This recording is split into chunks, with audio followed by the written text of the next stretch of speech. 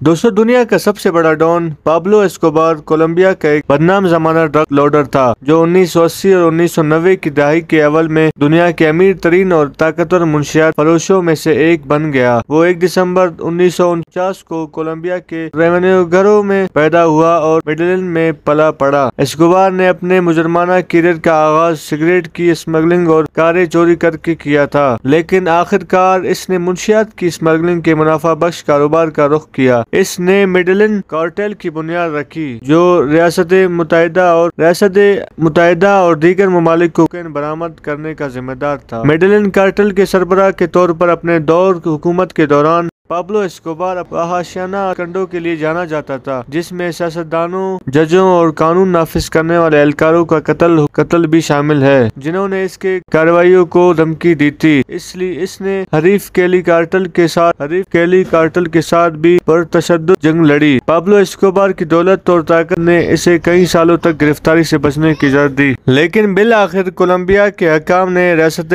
मुत्तहिदा की मदद से इसका सुराग लगा लिया। वो 2 दिसंबर 1993 को कोलंबिया की पुलिस के साथ फायरिंग के तबादले में 44 साल की उम्र में मारा गया।